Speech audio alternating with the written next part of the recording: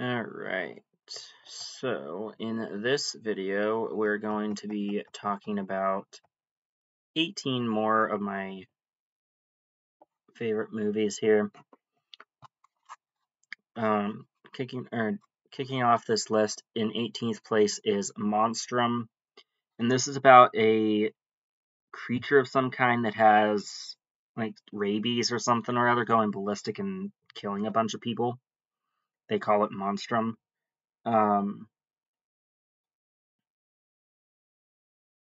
And it's not set in America. It's set in some Asian country, it looks like. But I enjoy it.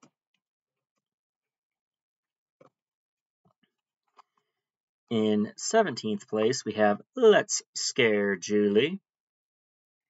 And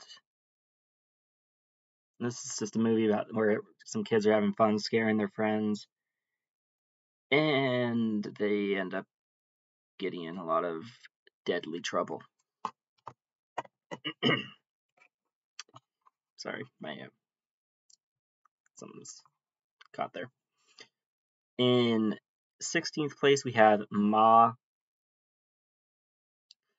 And Octavia Spencer is a really good actress. She can pull off a bunch of different roles. In this, she gets obsessed with a bunch of younger adults and tries to befriend them and get them all drunk a lot, which is illegal for their age.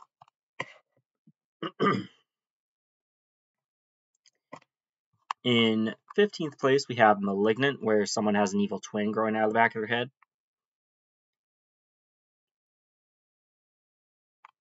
Very original.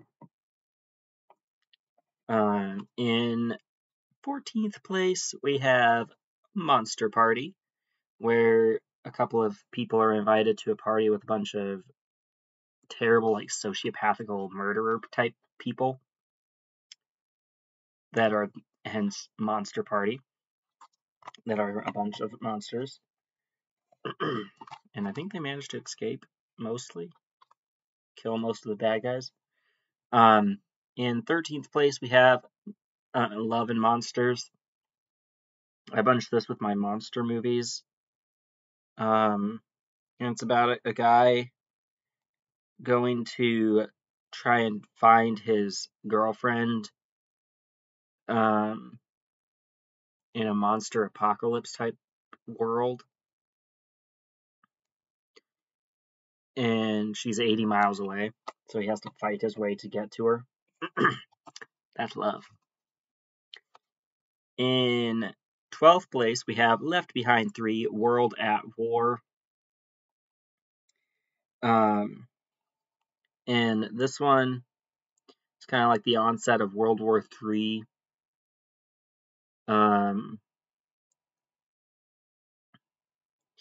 And stuff's going all kind of cattywampus.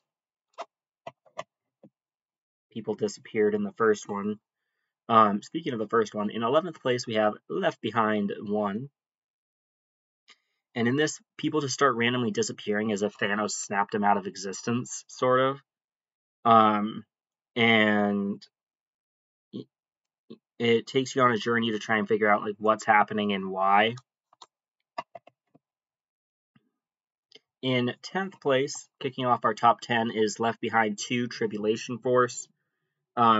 This continues almost where the first one leaves off. Introduces more characters.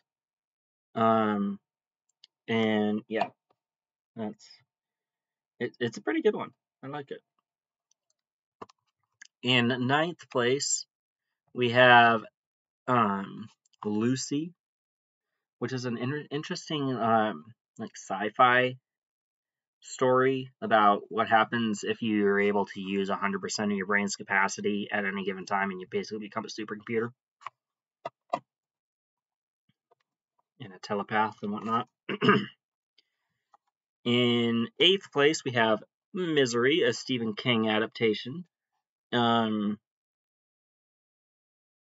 I believe the leading lady was Miss Hannigan in the original Annie, if I'm not mistaken, but that's about all I can say about that because I watched it early on this year. So my mind's not all that fresh on it. One I am a lot fresher on is Monster High, and this thing is so weird, my guys and gals. It's about a few aliens and kind of Mr. Apocalypse himself going to a high school on Earth to start Armageddon, and it comes down to a dodgeball tournament to save the universe. So yeah, pretty weird stuff going on there.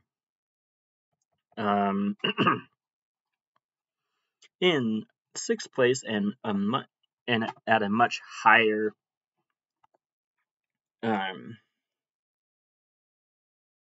like quality, we have Monster Hunter with Mila Jovovich from the the Resident Evil series,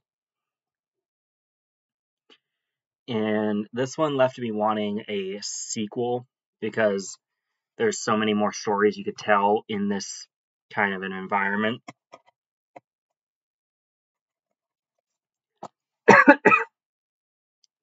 Something's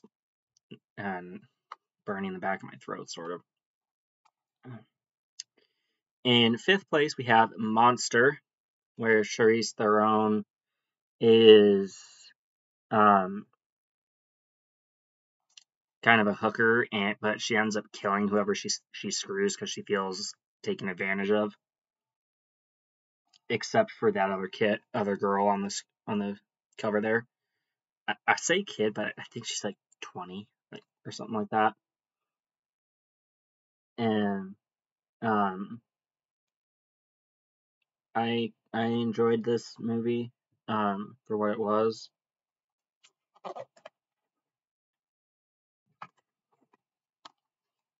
In fourth place, we have Monster House. I used to watch this a lot during Halloween time, and even sometimes not during Halloween time.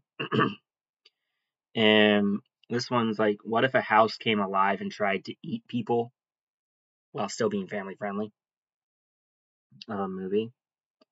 And I really like it. I have 2 copies. I have this one and then a burned copy that I got years and years and years ago. In third place, we have Looper, where Joseph Gordon-Levitt is a younger version of Bruce Willis. And basically, if you're in the Looper business, you are a hired gun, and sometimes you'll get sent random people from the future to kill, and they'll have, I think, gold on their back or strapped to their back, where it's like $250,000 in gold or something like that, or several million. I don't remember exactly how much. But it's all like gold bullion. But if they send a future version of you back in time and you kill yourself, they have a bunch of silver on their back, and you have, and basically, the day they send that version of you back from in the future is the day you end up dying in real life. So, like, if you kill yourself, you have until the day they send the older version of you back. Really interesting mythology there. Our runner-up is Megan 1. This is a really good, imaginative, kind of like killer doll type movie. Megan stands for Model 3 Generative Android. And I really like that one. But in first place, because of a line that was in the trailer that made it into the final cut of the movie, we have Megan 2.0. And yeah, there's a line in here. If you've seen the trailer, you probably know what that line is. I'm not going to say it here. But Megan starts off in that body and then gets like a taller teenage body for herself. Hold on to this. Here's the inside there. Because there are some other titles in here that I want to try and get the Blu-rays of, like Old by Shyamalan, M. Night. Anyway, yeah, that is it for this video. Hopefully you enjoyed this video. If you did, you know what to do at this point. Like, comment, and subscribe if you haven't already. And keep talking movies. I'll catch you guys in the next video. Bye.